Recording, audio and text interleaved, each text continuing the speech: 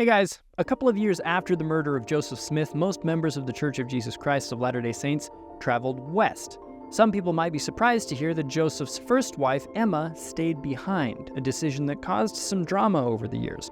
So why didn't she go west? Let's talk about it. Among the myriad of reasons why Emma stayed in Nauvoo, there are a few that rise to the top of the list. In no particular order, she stayed behind because 1, traveling west would have been a huge sacrifice she wasn't prepared to make.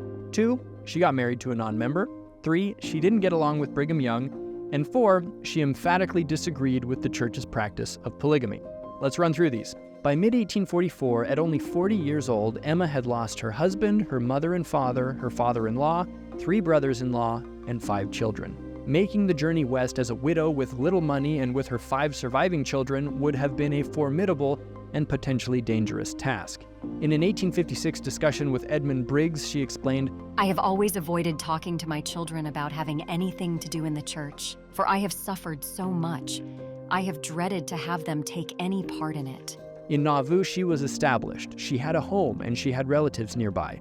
She told some visiting Latter-day Saints, "You may think I was not a very good saint not to go west, but I had a home here and did not go because I did not know what I should have there."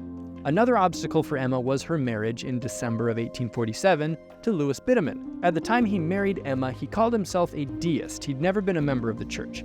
Emma's biographers suggest that Louis believed Joseph was an honest man who may have been deceived. Emma's union with Louis Bidamon ended speculation that she might someday accept the 12's offer of assistance to go west, and although her name was never removed from the membership records, in their eyes it affirmed her separation from the church. But Emma also had problems with church leadership, particularly with Joseph's successor, Brigham Young.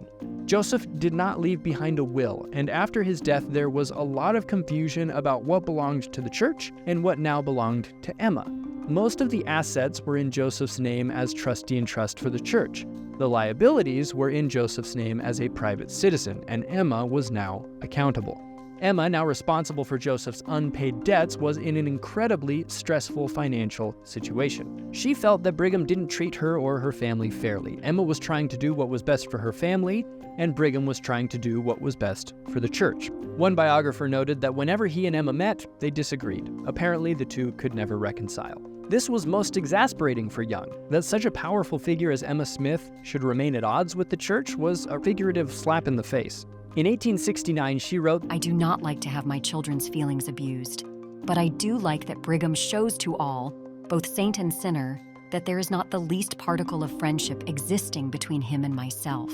While visiting Emma in 1876, Joseph Edward Taylor discovered her intense dislike for President Brigham Young, whom she accused of entirely ignoring Joseph's family. She claimed that the family had a right to not only recognition, but to representation.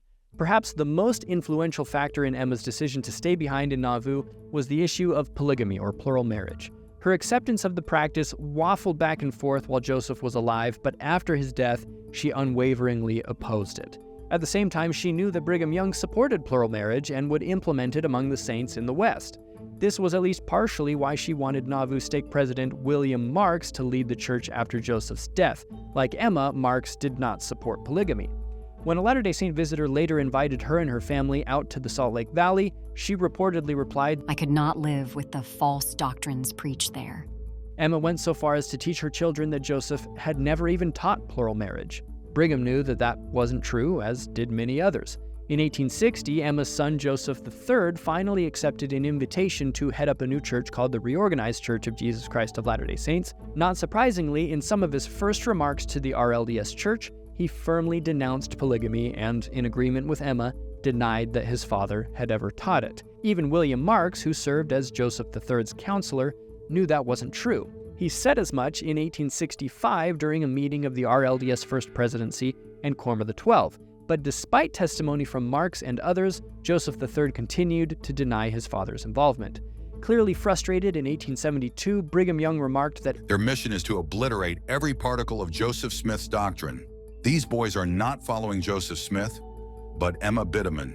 As Latter-day Saints, or Brighamites as Emma might have called us, it can sometimes be easy to focus on what we view as Emma's mistakes or shortcomings. But I think it's important to extend her some grace and focus on the positive. For example, the church's website notes that although Emma remained estranged from Brigham Young and the Latter-day Saints in Utah, She maintained her belief in Joseph Smith's prophetic role and in the divine truth of the Book of Mormon.